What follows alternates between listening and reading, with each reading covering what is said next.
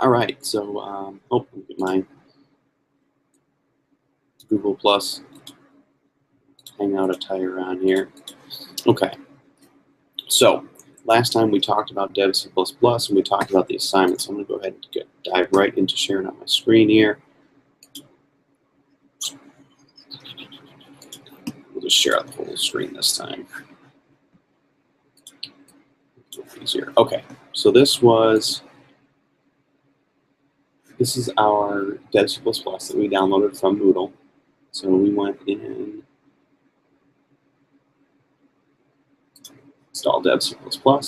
We downloaded this application and installed it. We downloaded the greeting.cpp app.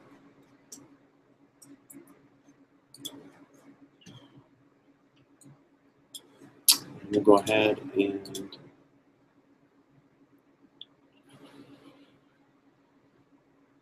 where did it go? This might not be the right VM here. Okay, so I'll just walk through installing it too because I launched the wrong one anyway here.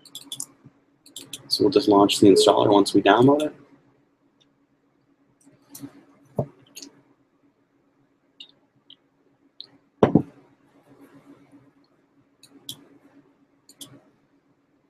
You can just take all the defaults, go ahead and just let it install. It's going to run through a whole bunch of stuff.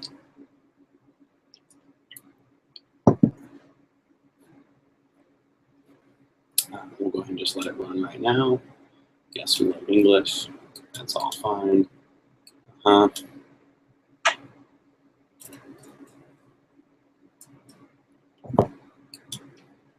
Now our environment is prepared. So I'm going to go ahead, actually, like how this looks here. Let's go ahead and just share out just the VM here so it's a little bit bigger and easier to see. There we go. Okay, so now we've got our Dev C++ running. We've got it installed, and we can go ahead and open, and we can change directories to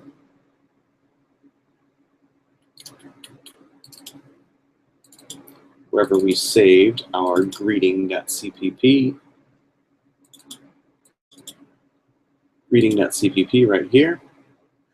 We'll say open, and now we've got this file that we downloaded. Okay, we can go to execute, compile, and run. Enter your first name. Hello, Steve. That's it. That's all you have to do, and that's all the application does. So it imports the IO stream. It imports string. It uses our standard namespace. Here's the entry point for the program. Anything in here is within that entry point. We define declare variable string, which is just a number of characters. It's called name. We ask for input from the user. Please, we display. Please enter your first name. We send that in the direction of the arrows to C out, console out. We prompt for input with C console in, C in. The arrows point to storing that in the variable name, and then we print back to the screen. We say end L, which is for end line. We're going to pass that into this string here, which is just a period. We're going to pass that into whatever the contents of name is, so Steve.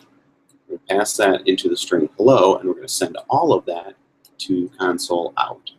So basically, we're just making one big long string out of hello, whatever's in the variable name, the period, and then an end line, so that the cursor will go down to the next line instead of just staying at the right after the period. We're passing all that into console out. Then we're just saying return, which means go back, we're done calling the function, and since it takes an integer value, we're returning 0. So that's all the application does. And you just need to run that, and then for your assignment, you'll say file, new, source file, and then you're going to actually type in what you see on page, let's say it was 14, pull it up right now here, 9 and 14. So we are literally going to just type in exactly what we see there. So we say comment this program calculates the user's pay. Include IO stream.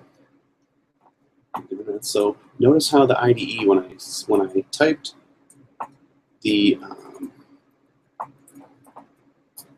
open bracket, it automatically put the end one in here. That's just a function of the IDE. This IDE, it's an integrated development environment. It just helps you along. It color codes things. It helps you put in your ending curly braces and things like that. So it's just helping you along. You can just type these in Notepad and then use a compiler to compile them still without using an IDE, but it's certainly a lot easier to use an IDE. Notice when I put my curly brace, it put an end one in there for me. So I'll tab in for readability. Now notice I'm ending with a semicolon. That's just like a period in C++. We're saying we're ending the line here. I'll add a comment. And I will say C out.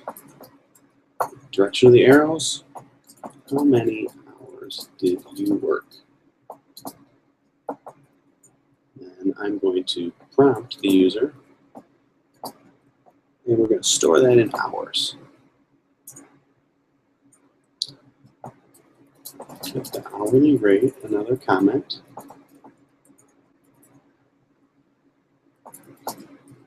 How much do you get paid an hour? Notice how sometimes it adds quotes where maybe you don't, if you just get typing along and you forget that it adds it for you. When you start that first quote, it automatically adds the second one for you, which if you're used to typing yourself, and have you add in extra quotes in there, which can obviously make your program not function the way you want.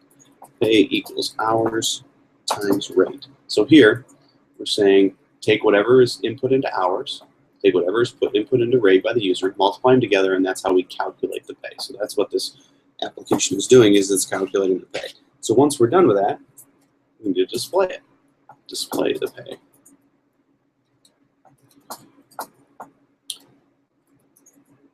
You have earned, and now we're not going to hard code this in there because we don't know what those variables are.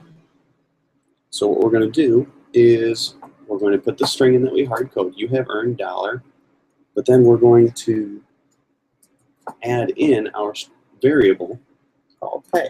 And then we're going to say end line. Instead of end line, you can also do this within your string, a string called with a /n. That basically means new line. But notice that this is within a string where this looks like a variable. It's just a reserved word for C++.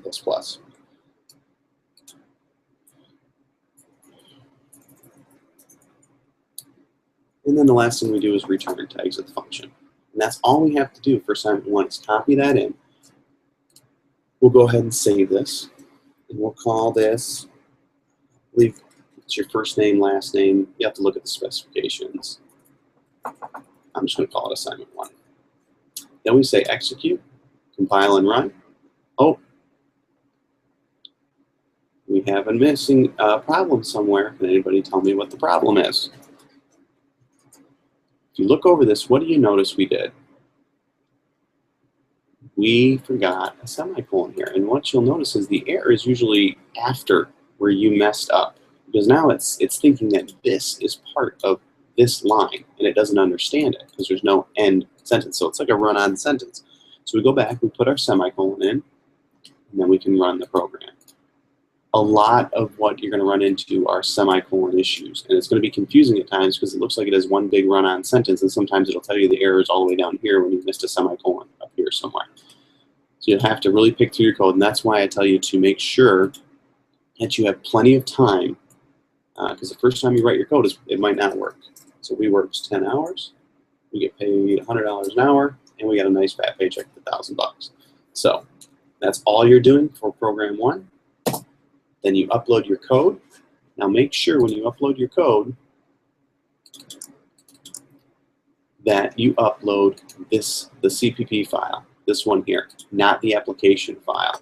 And the reason for that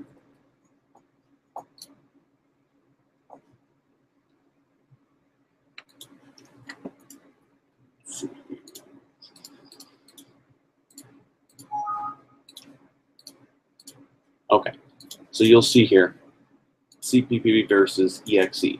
I can't do anything with this. So if we go in,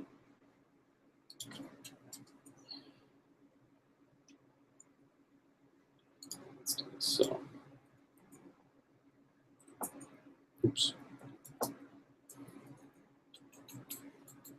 It's our drive here. Z drive.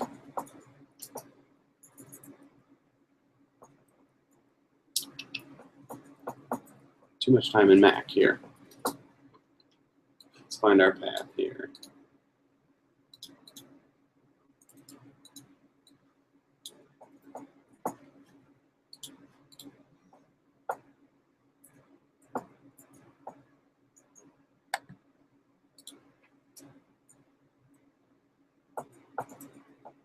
Okay, so we've got our files here. We've got greeting.exe and greeting.cp. So if we say greeting.cp, I can see your code. And this is exactly what we wrote. Now what happens if I look at the exe file, which is the compiled executable?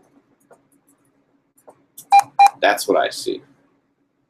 Not exactly something I can grade there. So make sure you're uploading the CPP file. That's about it for this video here. We're going to be all done for this one. We'll need to get those assignments in. I'm going to post a chapter 1 video of the slides that we got through on Wednesday. Make sure you read through, make sure you read the chapter, and I'll post that video hopefully tonight. So if you have any questions, please feel free to email me. Thanks a lot. Bye-bye.